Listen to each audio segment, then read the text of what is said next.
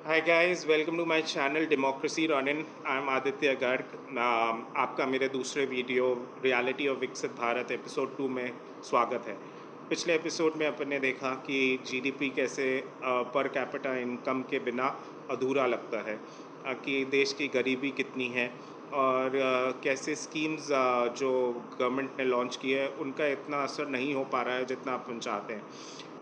आज मैं 3 topic cover करना चाहूँगा इसी सीरीज़ में, रियलिटी ऑफ विकसित भारत इन 2025। और 3 जो इम्पोर्टेंट टॉपिक्स हैं आज के लिए वो हैं एजुकेशन, फार्मिंग और क्लाइमेट चेंज। ये 3 ऐसे टॉपिक हैं जिनका बदलाव तुरंत नहीं दिखता है। ये बदलाव जो है ये स्लो होता है, लेकिन ये बहुत ही इम्पैक्टफुल होता है आने वाले समय के लिए। ये कई बार अब कहा जाता है, प्रोमिसेस किए जाते हैं कि एजुकेशन के लिए या फार्मिंग के लिए या पोल्यूशन को कंट्रोल करने के लिए, लेकिन इसमें बढ़ोतरी ही आती जा रही है। एजुकेशन जिस स्पीड से बढ़ना चाहिए वो नहीं बढ़ पा रहा है। जितने भी मैं फैक्ट्स और फिगर्स आज प्रेजेंट करूँगा वो सब आर्टिकल्स और जर्नल से लिए हुए हैं, तो मैं सिर्फ उन्हीं को कोट करूँगा और उसका क्लिप भी आपको इस वीडियो के साथ में अटैच करके दिखाऊँगा। तो चलिए बढ़ते हैं एजुकेशन के तरफ। 1980s आते आते जहां चाइना और इंडिया की जीडीपी आसपास थी, करीब till the end of 1980s, वो इतनी सडनली इन 1990s चेंज होने लग गई। इतना रैपिड चेंज हुआ कि आज चाइना की जीडीपी अपने से कई कोसों आगे है। ये जब स्टार्टिंग हुई थी 1990s में, तो इसके फैक्टर्स कई बताए जाते हैं, लेकिन जो एक सबसे बड़ा फैक्टर बताया जाता है वो है स्पेंडिंग ऑन एजुकेशन। कि कैसे चाइना ने वोकेशनल ट्रेनिंग, एजुकेशन पे इतना स्पेंडिंग किया कि उससे उनकी ग्रोथ को एक्सेलरेशन मिल गई, उनकी ग्रोथ बढ़ने लग गई। जहाँ पे चाइना की जो इन्वेस्टमेंट इन एजुकेशन है वो रफली $5 to $7 बिलियन के आसपास आती है, वहीं इंडिया की करीब 3 साढ़े 3 बिलियन डॉलर्स के आसपास रहती है। मतलब कुल मिला के चाइना डबल खर्चा कर रहा है एजुकेशन पे कंपेयर टू इंडिया। इस बात का पता सरकार को भी होता है कि एजुकेशन एक बहुत बड़ा फैक्टर है किसी भी कंट्री की ग्रोथ के लिए, लेकिन वो हो नहीं रही है। बजट का 3.5% spending during Congress regime at an average from 2004 to 2014। Congress सरकार 3.5% का खर्चा कर रही थी एजुकेशन पे। वो आज की सरकार केवल 2.9% स्पेंड कर रही है अपने टोटल बजट का।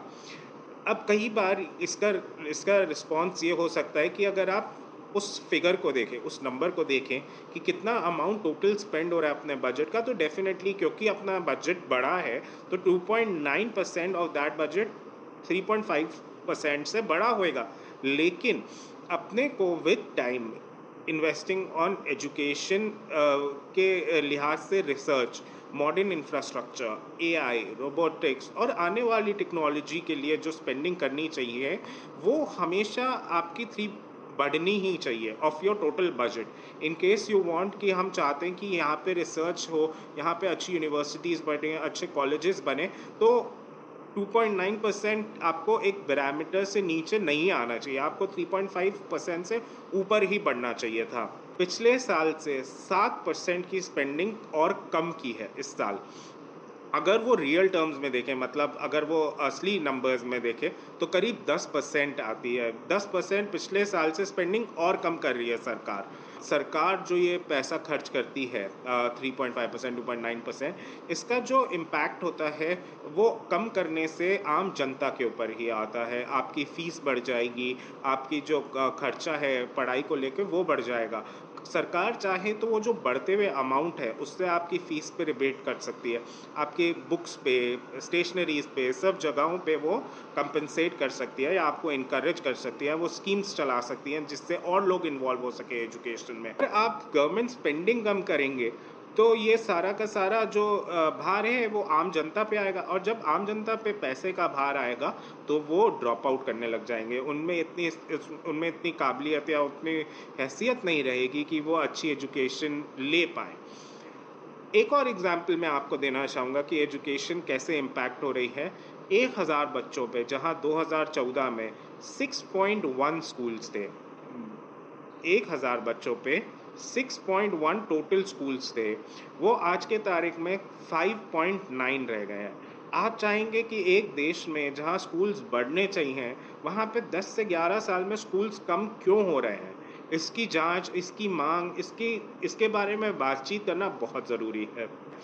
75% अपनी लिटरेसी रेट थी 2014 के आसपास, वो करीब 81% के आसपास पहुंची है, जो एक अच्छी उपलब्धि है सरकार की। लेकिन अपन चाहते हैं कि ये जो स्पीड ऑफ एजुकेशन है, ये जो स्पीड ऑफ लिटरेसी है, ये और तेज़ हो।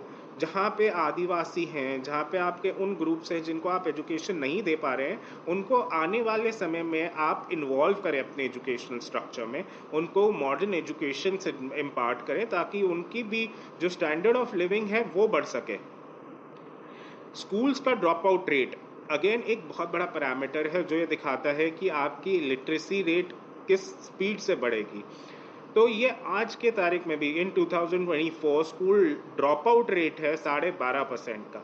8 में से एक बच्चा आपका स्कूल छोड़ रहा है और पूरी एजुकेशन नहीं कंप्लीट कर पा रहा है। इसकी जांच होनी चाहिए, कारण मालूम होने चाहिए कि कौन किस वजह से ये कॉलेज स्कूलिंग छोड़ रहा है। क्या वो पैसे की वजह से छोड़ रहा है, क्या वो किसी फैसिलिटी की वजह से छोड़ रहा है, या वो अपने आप को इस काबिलियत नहीं समझ पा रहा है कि वो पास कर सके। ऐसे बच्चों को पर फोकस और होना चाहिए। ये उनकी सरकार का फोकस होना चाहिए, सभी को एक एजुकेशनल बेसिक एजुकेशन मिलनी बहुत ज़रूरी होनी चाहिए। कांग्रेस के समय की जो सबसे बड़ी उपलब्धि थी एजुकेशन को लेके, वो थी राइट टू एजुकेशन, जहाँ पे सबको समान हक मिलता है इस देश में पढ़ाई करने का, पूरी पढ़ाई कंप्लीट करने का। लेकिन अभी भी अपने देश में सबको वो एजुकेशन का राइट नहीं मिल पा रहा है। कुछ कारण ये है कि आज अगर आप सरकारी स्कूल देखेंगे, तो उनकी हालत ऐसी है कि वहाँ पे कोई बड़ा भी नहीं जाना चाहेगा, बच्चे तो छोड़िए। जहाँ पे टॉयलेट्स की कंडीशन इन गवर्नमेंट स्कूल्स इतनी खराब है कि वहाँ पे कोई जाना नहीं चाहेगा। 10,000 स्कूल यूपी में केवल बंद हो गए हैं, सरकारी स्कूल। ये एक बहुत बड़ा नंबर होता है। अपन चाहते हैं कि स्कूल्स बने, स्कूल अच्छी क्वालिटी के बने, बंद होने में किसी की उपलब्धि नहीं है। अब अपन आते हैं फॉर्मल हायर एजुकेशन पे। हायर एजुकेशन आज के तारीख में केवल 28% लोग अफोर्ड कर पा रहे हैं या चूज़ कर रहे हैं करने की। ये एक नंबर बहुत कम है। अपन चाहते हैं कि लोग और आगे तक पढ़ें और सक्षम बने। अगर इंडिया को विकास करना है तो इस नंबर को बढ़ना बहुत ज़रूरी है। गर्ल्स एजुकेशन इनरोलमेंट जो है वो काफ़ी अच्छा हो गया है, मतलब करीब 95% से 99% के बीच में आज इंडिया की जो लड़कियां हैं वो स्कूल जाने लग गई हैं। 1% का जो बचा है वो भी आशा करता हूँ कि जाएं स्कूल्स और ये नंबर 100% हो, लेकिन 99% 98% एक बहुत अच्छा सक्सेस रेट है।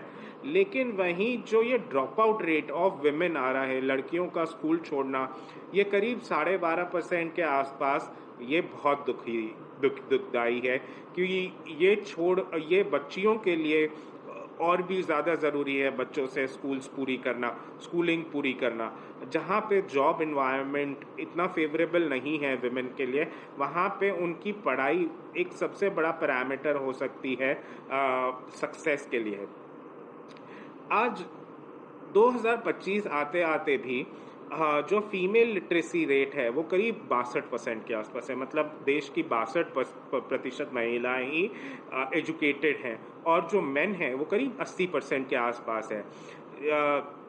जो पूरी दुनिया का एवरेज एजुकेशन लिटरेसी रेट है फॉर विमेन वो करीब 80% के आसपास है, और जो मर्दों का है वो 90% के आसपास है।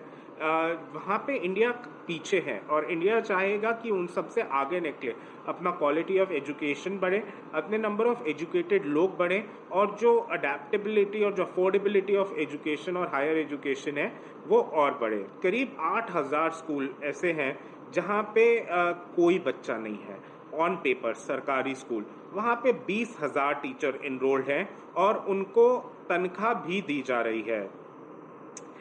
और 33 लाख बच्चे ऐसे हैं जहाँ पे सिर्फ एक टीचर है। मतलब आप ये सोचिए कि एक स्कूल है जहाँ पे 200 बच्चे भी हों या 250 बच्चे भी हों, और ऐसे बहुत सारे स्कूल हों जिनका टोटल 33 लाख बच्चे बन जाए, उनके ऊपर केवल एक टीचर है पढ़ाने के लिए। वो ही हिंदी पढ़ा देंगे, वही मैथ्स पढ़ा देंगे, वही साइंस, ज्योग्राफी। ऐसा कैसे हो सकता है? ऐसा कैसे आप विकसित देश में देश विकास कर सकता है जहाँ पे 33 लाख बच्चे आपके एक ही जने से सब कुछ पढ़ रहे हैं? ऐसा प्रैक्टिकली बहुत ही डिफिकल्ट और बहुत ही इम्पॉसिबल साउंड करता है। नेक्स्ट टॉपिक जो अपने सीरीज़ में है और जिसके बारे में बात करना चाहता हूँ, और ये मैं बहुत पैशनेटली फील करता हूँ, जिसके बारे में वो है फार्मिंग और फार्मर्स, और कैसे इस सरकार ने उनको काफ़ी दिल दुखाया है, काफ़ी धोखा दिया है। और आज भी जो ऑक्यूपेशन 55% 60% अपनी देश की जनता को इन्वॉल्व करता है, वो इतना पीछे कैसे रह सकता है? अगर फार्मिंग और फार्मर्स की आय नहीं बढ़ेगी तो आप ये मान के चलिए देश में तरक्की हो ही नहीं सकती है। आपकी 55-60% की जनता इतना कमा ही नहीं पा रही है कि वो पूरे देश को ऊपर ले जा सके। 90% फार्मर्स के पास में 2 हेक्टेयर से कम की ज़मीन है। और ये जो फार्मर्स है, ये हेविली डिपेंड करते हैं मौसम पे, कि भाई बारिश जितनी होनी चाहिए उतनी ही हो, या कम नहीं हो ना ज़्यादा हो। इनके पास में इरिगेशन की फैसिलिटीज़ या फर्टिलाइज़र की सहूलियत या क्रेडिट की सहूलियत नहीं होती है। ये जो एक तबका है करीब 90% फार्मर्स का, ये बिचौलियों के दबाव में, या फिर ये पैसे जिनसे ये उधार लेते हैं ज़मींदारों से, उनके चक्कर में आके फंस जाता है। इसीलिए आज आप देखेंगे कि दुनिया के सबसे maximum number of farmer suicides, India सबसे ऊपर है। Maximum number of farmer suicides in the world India में होते हैं। और ये आज के तारीख में 2025 में बहुत ही दुखद समाचार है कि आप जो तबका आपका इतनी इतनी बड़ी पॉपुलेशन, आप मान के चलिए करीब करीब 75 करोड़ लोगों को एम्प्लॉय कर रही है, वो आपकी ग्रो नहीं कर पा रही। उसका 90% भाग आपका कभी ग्रो ही नहीं कर पा रहा है। 30% जो अपनी जितनी टोटल फार्मिंग पॉपुलेशन है, केवल 30% ही लोन लेने लायक है या लोन ले पा रहा है। इसका मतलब उनको अगर पैसे की ज़रूरत होती है तो वो जाते हैं अन विदाउट कोलैटरल के लोन लेने के लिए, जिनके पास में कोई गारंटी नहीं होती है। वो उनसे बैंक इंटरेस्ट इतना हाई चार्ज करते हैं कि इन लोगों को कभी भी वो चुका नहीं पाते हैं, और उसके दबाव में ये कुछ गलत कर लेते हैं। जो 30% जो लोन ले पा रहा है, उनकी लोन अगर आप माफ़ भी करते हैं, जो कि करीब 10 लाख करोड़ के आसपास इन्होंने हटाया भी था, तो वो बड़े तबके के फार्मर्स हैं, वो बड़े फार्मर्स हैं। ये बात समझनी पड़ेगी कि छोटे फार्मर्स को तो वो लोन मिल ही नहीं पा रहा है जो ये गवर्नमेंट्स वेव ऑफ कर रही है। और इसमें मैं किसी पर्टिकुलर गवर्नमेंट के लिए नहीं बोलूँगा, क्योंकि हर पॉलिटिकल पार्टी यही प्रॉमिस करती है कि हम लोन वेव ऑफ करेंगे, लेकिन वो लोन वेव ऑफ किसका करेंगे? जो लोन ले पा रहा है। और वो लोन ले कौन पा रहा है? जो ऑलरेडी मतलब कुछ बड़ा लैंड होल्ड करता है या कुछ मशीन होल्ड करता है, जिसकी कैपेबिलिटी है वो लोन लेने की। अब एक जो बहुत बड़ा सवाल जो मैं सरकार से इसके माध्यम से पूछना चाहूँगा, जिसका एनालिसिस उनके पास होना चाहिए, कि जब आप फ्री बिजली देते हैं इनको, या इनकी लोन हटा देते हैं, या आप पीएम किसान योजना लाते हैं, या तो आप जो बेसिकली इन फार्मर्स को पुश कर रहे हैं एक पर्टिकुलर सीड देके या एक पर्टिकुलर टाइप ऑफ फार्मिंग के लिए प्रमोट करके, वो एक टर्म कहलाता है मोनोक्रॉपिंग। मतलब वो एक ही जो ग्रेन है या जो कोई बीज है, वो ही सभी ग्रो कर रहे हैं, जिससे उसकी रेट जो जो हाई वैल्यू क्रॉप्स है वो नहीं उगा रहे हैं।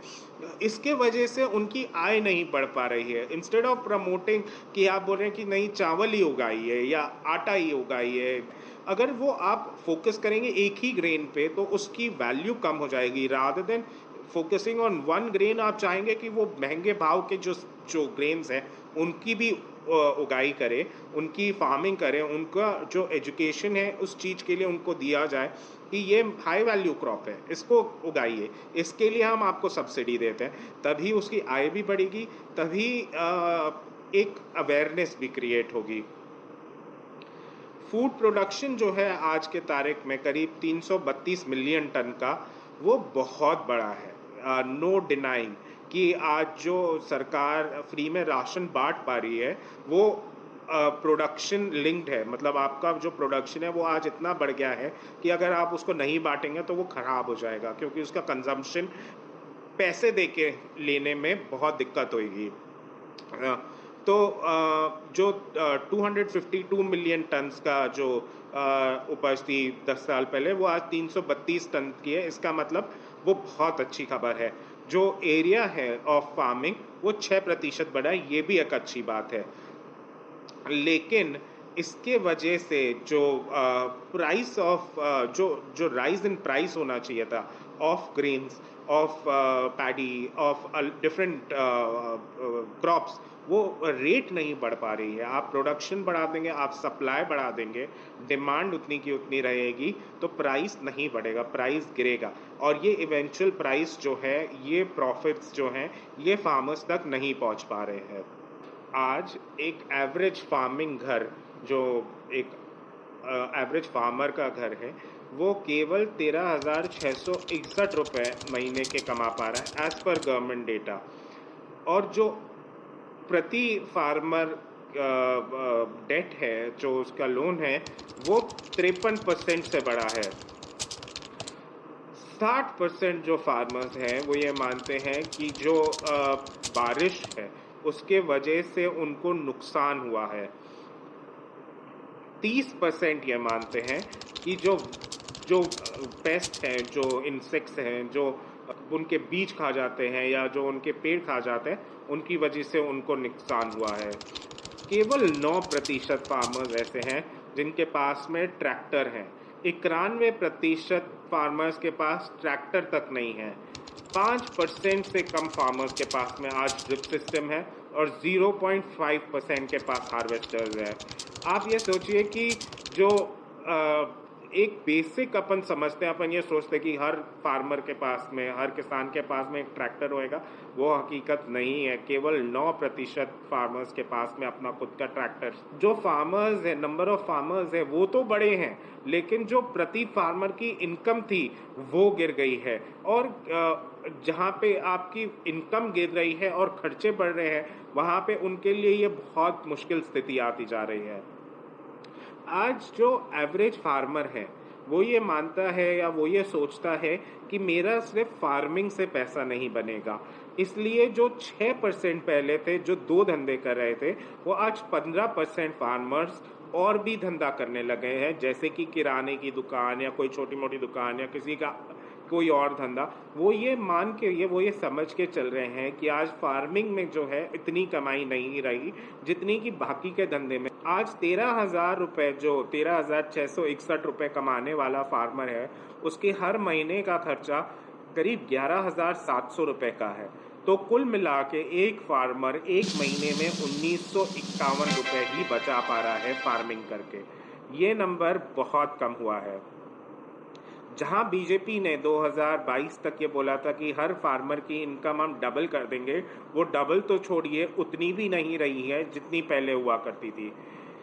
1 लाख से ज़्यादा फार्मर्स की सुसाइड केसेस इस मोदी जी के राज में हुए हैं। 30, एवरेजिंग 30 पर डे, मतलब 30 सुसाइड पर दिन फार्मर्स के केसेस की एवरेज बैठती है।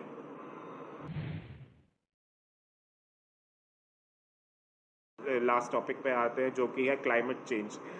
क्लाइमेट चेंज आपको सभी को महसूस होता है। आप सब ये हर बारिश के समय पे इस बात से बहुत परेशान होते हैं कि बड़े शहर जैसे कि दिल्ली, जयपुर, बॉम्बे में पानी भर रहा है, और बाकी पूरे साल आप इसके बारे में ना बात करते हैं, ना आपकी कोई प्रोटेस्ट होती है, ना आप सरकार से ये जवाब मांगते हैं कि आने वाले मॉनसून में हमारे लिए क्या आप व्यवस्था करें। बस जब मॉनसून आएगा, क्या सिर्फ तभी आप अवेयर होंगे या आप अपने राइट्स के लिए कुछ बोलेंगे, पूरे साल आप क्लाइमेट चेंज के लिए अफेक्ट नहीं होंगे। या जैसे ठंड पड़ेगी दिल्ली में और वहाँ पे AQI बढ़ेगा, तब आप बोलेंगे कि AQI बढ़ गया, क्यों बढ़ा, क्यों नहीं बढ़ा, क्योंकि आपने बाकी पूरी गर्मियों में कोई तैयारी ही नहीं की है इसके लिए कि ठंड में अपना जब वेदर जो एयर क्वालिटी है वो इतना डिट्यूरेट होएगा, तो अपन पूरी तैयारी करके चले। Farmers suicide, farmer income, farmer की जो परेशानियां हैं, ये भी क्लाइमेट से काफ़ी लिंक्ड है कि क्लाइमेट चेंज होएगा, जहाँ अनप्रिडिक्टेबल रेन्स होंगे, जहाँ अनप्रिडिक्टेबल ड्राउट्स होंगे, वहाँ पे उनके लिए साल की प्लानिंग करना भी मुश्किल होता है। और अगर गलत प्लानिंग हो जाए तो उसका जो खामियाजा है due to flooding, due to drought, उससे उनको नुकसान बहुत ज़्यादा होता है। करीब हीट वेव सिर्फ गर्मी से इस साल 140 मतलब 2024 में इलेक्शन के साल में गर्मी से ड्यूरिंग इलेक्शंस 140 लोग मर गए। 40,000 लोगों को हीट स्ट्रोक हुआ, मतलब गर्मी से बीमार हुए, और ये 45% जनता को अफेक्ट किया। यहाँ तक कि जो चिमकादड़ हैं, जो पंछी हैं, जो जो बंदर हैं, उन तक की डेथ की केसेस रिपोर्ट की गई गर्मियों में। ये हाल है आज गर्मियों का। लेकिन जहाँ एक तरफ भारत में इतनी गर्मी थी, वहीं मणिपुर में हेल स्टॉर्म्स आ रहे थे, उत्तराखंड में आग लग रही थी, हिमाचल प्रदेश में बारिश के वजह से एप्पल सीजन खराब हो रहा था। ये अनप्रिडिक्टेबिलिटी की जो लोकल तैयारी होनी चाहिए एट नेशनल इमरजेंसी लेवल, वो नहीं हो रही है। एक्सट्रीम वेदर तो जैसे एक आम बात हो गई है। हीट वेव्स चलना या मतलब अनएक्सपेक्टेड बारिश होना, ये इतना ज़्यादा बढ़ गया है। ये सब एक ही अंदाज़ा देता है, ये सब एक ही संकेत देता है कि क्लाइमेट चेंज एक हकीकत है और इससे दूर नहीं भागा जा सकता है। क्लाइमेट चेंज के वजह से जो सरकार को नुकसान हो रहा है वो करीब 3.25 लाख करोड़ रुपए का है सालाना। ये बहुत बड़ा अमाउंट होता है कि ये सरकार जो अपनी हेल्थ पे, जो एजुकेशन पे, जो हाउसिंग पे खर्चा करी है, उससे ज़्यादा खर्चा, उससे ज़्यादा नुकसान तो सिर्फ क्लाइमेट चेंज की वजह से हो रहा है। अभी फॉर एग्जाम्पल अभी कुछ दिन पहले दिल्ली में क्लाउड सीडिंग की गई, जिसके वजह से रेन्स हो सके, जिसके वजह से आपका पोल्यूशन कंट्रोल हो सके। ये एक मजबूरी है, ये एक बहुत बड़ी मजबूरी है। कोई भी नेचुरल इन्वायरमेंटल रूटीन या रिजीम को चेंज नहीं करना चाहिए, इससे आपका पूरा इकोलॉजिकल साइकिल चेंज हो जाता है। लेकिन ये मजबूरी थी, ये करना ज़रूरी था। अब उसका जो सक्सेस नहीं हुआ, उसके पैसे का, खर्चे का भार आम जनता पर ही आएगा। आज 100 में से 83 सबसे प्रदूषित शहर अपने इंडिया में हैं। 2023 में state of India birds report को ये की स्टडी है कि 19% जो 942 बर्ड स्पीशीज़ को स्टडी किया था, उनमें से 19% डिक्लाइन पे है। केवल हवा के प्रदूषित होने से 12,60,000 लोगों की टोटल डेथ हुई 2019 में, और अभी जो रीसेंट स्टडी आई है उसके हिसाब से 17 लाख लोगों की एक साल में एयर पोल्यूशन से डेथ हुई है। वाटर पोल्यूशन से हर साल 2 लाख लोगों की मौत होती है। ये एक छोटा मोटा नंबर नहीं है। आज ये करीब करीब सरकार के कोरोना काल की डेथ के आंकड़े के बराबर ही है, अगर कम ना हो तो। इसका मतलब आप एक कोरोना जैसे ट्रेजिडी को, या एक जो उसकी वजह से मरने वाले लोगों की संख्या है, उसको आपने इतना नॉर्मलाइज कर दिया है कि आप उसके बारे में बात भी नहीं कर रहे हैं, उसके बारे में चर्चा भी नहीं कर रहे हैं। वाटर लेवल जो है वो इतना ख़राब हो गया है कि करीब 6 करोड़ लोगों के पास में पानी नहीं पहुंच पा रहा है due to lack of ground water. ये स्थिति आज सब कुछ क्लाइमेट चेंज से लिंक्ड है और क्लाइमेट चेंज पोल्यूशन से लिंक्ड है। 70% भारत का पानी किसी ना किसी कंटेमिनेशन है, मतलब वो ख़राब है पीने के लिए, नहाने के लिए। और जो बढ़ते कैंसर के नंबर है उनका लिंक भी इन्हीं पानी के सोर्सेज से, कई ऐसे कैंसर है जो इन पानी के सोर्सेज से लिंक्ड है। और अंत में मैं यही कहना चाहूँगा कि आप प्लीज़ इस सब के बारे में प्रश्न कीजिए, इन सब बातों के बारे में अपने पॉलिटिकल विचार एक बार के लिए साइड में रख के अपने पानी, अपनी हवा, अपनी एजुकेशन के बारे में कम से कम बोलिएगा ज़रूर। कम से कम ये सवाल कीजिएगा, जब आपका विधायक, जब आपके एरिया का जो एमएलए है या एमपी आपके वहाँ पे आता है, तो कम से कम उनसे ये सवाल तो कीजिए कि आप हमारी एजुकेशन के लिए, हमारे लोकल स्कूल के लिए क्या कर रहे हैं, हमारे लोकल हॉस्पिटल के लिए क्या कर रहे हैं, हमारी इस नाली की सफाई क्यों नहीं हो रही है, हमारे आसपास इतनी गंदगी क्यों है। आप एक बार के लिए बीजेपी और कांग्रेस भूल जाइए, आप अपना एरिया देखिए, आप अपनी ज़िंदगी देखिए। आप अपनी ज़िंदगी सुधारेंगे तो सबकी ज़िंदगी सुधरेगी, आप अपना एरिया सुधारेंगे तो सबका एरिया सुधरेगा। जय हिंद, जय भारत। और मैं